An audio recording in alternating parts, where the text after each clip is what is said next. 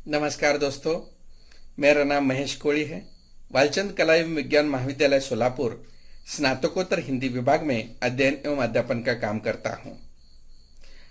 आज हम लोग पुनः उदात्त के तत्व को लेकर आ गए हैं। जैसे कि पिछले पीपीटी में हम लोगों ने उदात्त सिद्धांत के अर्थ एवं स्वरूप के संदर्भ में चर्चा की थी।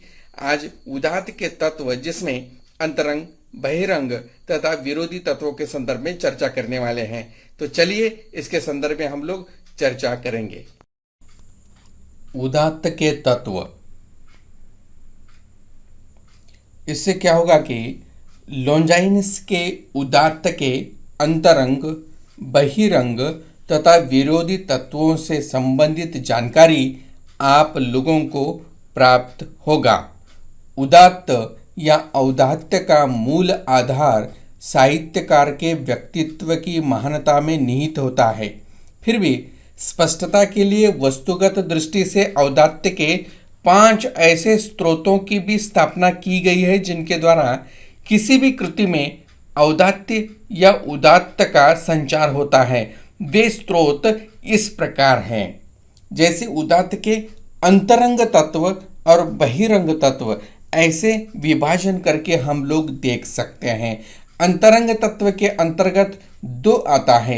एक है महान धारणाओं की क्षमता, दूसरा है उत्तेजित तीव्र आवेग या फिर भावों की तीव्रता। यानी बहिरंग तत्व के अंतर्गत 3 आता है। समुचित अलंकार योजना, चौथा उत्कृष्ट भाषा का प्रयोग, 5वां गरिमामय रचना विधान। अब हम लोग इन तत्वों के संदर्भ में विस्तृत रूप से हम लोग जानकारी लेंगे। अंतरंग तत्व, सबसे पहले है महान धारणाओं की क्षमता। इस तत्व का संबंध मन की ऊर्जा से है। यह गुण अर्जित न होकर स्वभावजात होता है। लेखक को यथासंभव अपनी आत्मा से उदात्त विचारों का पोषण करना चाहिए और भव्य प्रेरणाओं को ही स्थान देना चाहिए। इनके लिए सच्ची साहित्यकार को निश्चय ही शूद्र और हीनतर भावों से मुक्त होना चाहिए, क्योंकि महान शब्द उन्हीं के मुख से प्रकट होते हैं जिनके विचार गंभीर और गहन हो। इसी कारण मनस्वियों को भव्य नहीं कर सकता, क्योंकि मन की ऊर्जा और महान धारणाओं को ग्रहण करने की क्षमता नहीं होती। इसके साथ ही लोंजाइनस ने कल्पना को भी महत्व दिया है। यह कल्पना ही कवि की प्रतिभा होती है। कवि अभ्यास से अपनी कल्पना को संवारता है। जब ऐसा होता है तब कवि की कल्पना काव्य के रूप में महान धारणाओं का चित्रण कर सकती है। इस प्रकार का काव्य मानवीय जीवन पर कल्याणकारी मंगल संस्कार कर सकता है। तो दूसरा जो है अंतरंग तत्व, उत्तेजित तीव्र आवेग या फिर भावों की तीव्रता। आवेग का अर्थ होता है जोश या अंतःप्रेरणा। लोंजाइनस के अनुसार आवेग 2 प्रकार के होते हैं, एक निम्न आवेग और दूसरे भव्य आवेग। जब भव्य आवेग मनुष्य के अंतःकरण में क्रियाशील होते हैं तब उसकी आत्मा का उत्कर्ष होता है और उदात्तता आती है। निम्न कोटि के आवेगों के प्रबल होने पर उसकी आत्मा मलिन होती है और नीचता जागृत होती है। इनके मतानुसार उत्साह का आवेग औदात्त तत्व को प्रेरित करता है। कवि में उसके उत्पन्न होने से वाणी में ओज और क्रांति उत्पन्न होती है। इसके विपरीत शोक, भय, दया, घृणा आदि से आत्मा संकुचित होती है। इसके साथ ही साथ यह भी सत्य है कि कवि में अगर प्रतिभा तथा कलापूर्ण अभिव्यक्ति की क्षमता है तो अन्य भावों में भी औदात्य का समावेश हो सकता है। प्रकृति में भावों की विविधता इसके लिए भी प्रेरक होता है। अब बहिरंग तत्व के अंतर्गत हम लोग आएंगे, जिसमें तीसरा है समुचित अलंकार योजना। लोंजाइनस का मानना है कि अलंकारों के समुचित प्रयोग से उदात्त की सिद्धि में पर्याप्त सहायता मिलती है। उनका कहना है कि काव्य में अलंकारों का सहज, स्वाभाविक और प्रसंगानुकूल यथोचित प्रयोग करने से ही उदात्त तत्व की प्रभावोत्पादक सिद्ध होती है। अलंकार भावना उत्कर्ष का साध्य नहीं बल्कि साधन मात्र होता है। केवल चमत्कार प्रदर्शन हेतु अलंकारों का प्रयोग नहीं किया जाना चाहिए। भाव उत्कर्ष तथा आनंद की प्राप्ति होगी तभी अलंकारों का सार्थक प्रयोग हुआ। ऐसा समझा जाएगा। लॉन्जाइनस का मानना है कि अलंकारों का प्रयोग इस ढंग से होना चाहिए कि श्रोता या पाठक को उनके प्रयोग का पता ही नहीं चले। चौथा आता है उत्कृष्ट भाषा का प्रयोग। औदात्य का चतुर्थ स्रोत उत्कृष्ट भाषा है। यह तथ्य है कि उपयुक्त एवं प्रभावोत्पादक शब्दावली श्रोता को आकर्षित करती हुई उसे भाव अभिभूत कर देती है। ऐसी शब्दावली जिसमें भव्यता, सौंदर्य, गरिमा, ओज, शक्ति आदि श्रेष्ठ गुणों की अभिव्यक्ति हो, प्रत्येक वक्ता या लेखक के लिए स्मरणीय यानी प्राप्त करने योग्य होता है। सुंदर शब्द ही वास्तव में विचारों का विशेष प्रकार का आलोक प्रदान करते हैं। आलोक का अर्थ है प्रकाश, किंतु इससे यह तात्पर्य नहीं है कि गरिमामयी भाषा ही प्रत्येक अवसर के अनुकूल है, क्योंकि छोटी मोटी बातों को भारी भरकम संज्ञा देना किसी छोटे से बालक के मुंह पर पूरे आकार वाला मुखौटा लगा देने के समान होता है।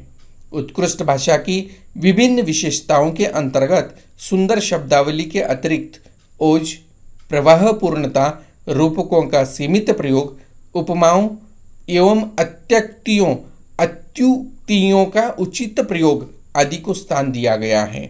वस्तुतः भाषा के विभिन्न गुणों की उपयोगिता औदात्य की सृष्टि में है। यदि उसके ये गुण इस लक्ष्य की पूर्ति करते हैं तो स्वीकार है, अन्यथा नहीं। तो दोस्तों पांचवा है, अंतिम तत्व है गरिमामय रचना विधान। रचना का अर्थ भाषा सामंजस्य है और यह गुण स्वभावजात होता है तथा आत्मा तक को प्रभावित करता है। इसके अंतर्गत शब्दों, विचारों, कार्यों, सुंदरता तथा राग के अनेक रूपों का सगुंपन रहता है। सामंजस्य रचना का प्राण तत्व ही नहीं, उदात्त शैली की सृष्टि भी करता है। इस सामंजस्य के द्वारा वक्ता और पाठक के बीच समभाव स्थापित होता है तथा हमें भव्यता, गरिमा, ऊर्जा और अपने भीतर निहित प्रत्येक भाव की ओर प्रवृत्त करता है और इस प्रकार हमारे मन के ऊपर पूर्ण अधिकार प्राप्त कर लेता है। उदात्त शैली के समस्त अंगों को एकान्वित करने पर ही उसका औदात्य एवं गरिमा बने रहते हैं। इन तत्वों के साथ ही लॉन्जाइनस ने कल्पना तत्व का भी विवेचन किया है। इस उदात्त तत्व की प्रक्रिया काव्य की प्रमुख विशेषता रही है।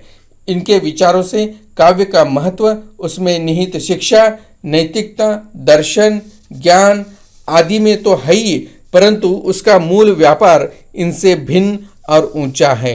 इनके विचार से काव्य में एक ऐसी शक्ति होती है जो बुद्धि और तर्क से ऊपर होता है। काव्य में एक ऊर्जा, एक तेज होता है जो कवि के द्वारा उत्पन्न किया जाता है और पाठक के मन को मुग्ध कर लेता है। पाठक उसमें रमकर स्वयं अपने में उस तेज के संचार का अनुभव कर लेता है।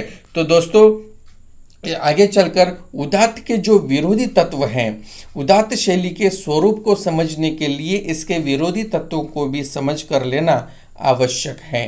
लॉन्जाइनस ने श्रेष्ठ कलाकार को इनसे बचने के लिए निर्देश दिया है। कुल मिलाकर 10 विरोधी तत्व है। इनको संक्षिप्त में हम लोग इस प्रकार देख सकते हैं। सबसे पहले शब्दाडंबर। आडंबर का अर्थ है बनावटी, दिखावा यानी अनावश्यक, इस प्रकार का अर्थ हो जाता है। तो सबसे पहले शब्दाडंबर। लॉन्जाइनस ने इसे उदात्त तत्व का सबसे बड़ा विरोधी बताया है। जहाँ कवि के पास कोई उदात्त विषय नहीं होता वहाँ वह भाषिक चमत्कार का सहारा लेता है और ऐसे शब्दों का प्रयोग करता है जो कथ्य की उपेक्षा कर केवल कला को कृत्रिमता का पोषण करते हैं।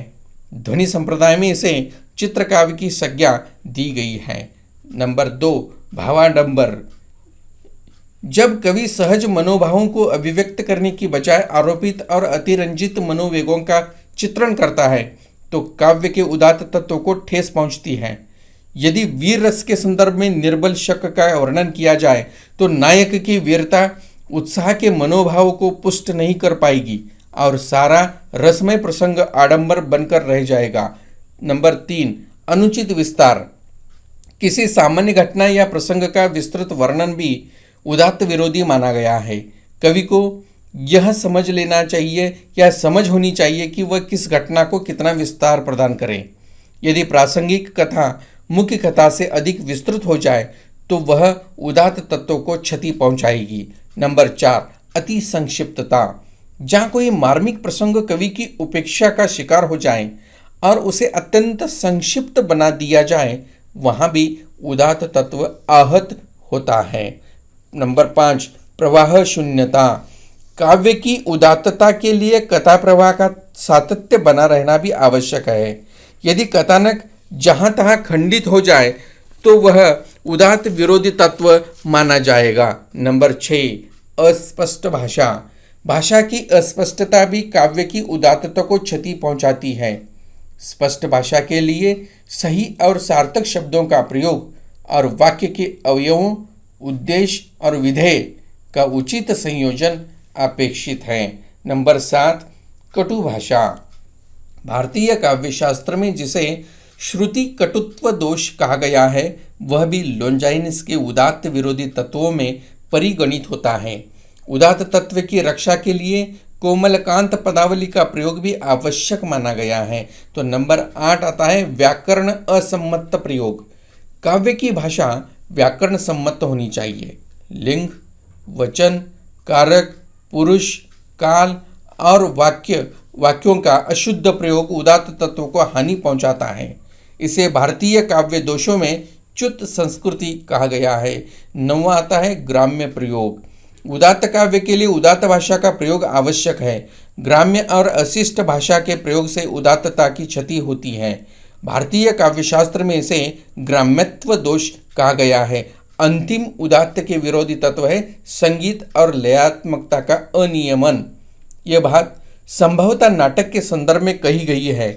यह ठीक है कि गीत और संगीत केवल नाटक को रोचकता ही प्रदान नहीं करते, बल्कि कई बार भावात्मकता की अभिवृद्धि में भी सहायक होते हैं, परंतु इनके प्रयोग के समय यह सावधानी रखना आवश्यक है कि यह तत्व नाटक के कथ्य पर हावी न हो पाए।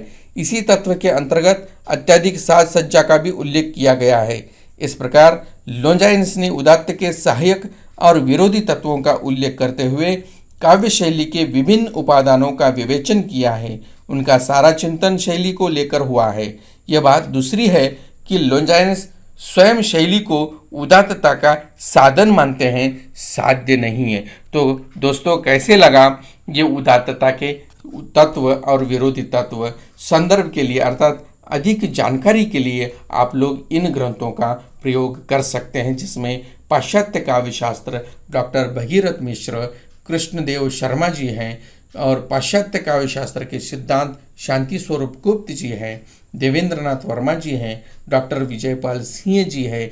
अधिक से अधिक जानकारी लेने के लिए इन ग्रंथों का आप लोग प्रयोग कर सकते हैं।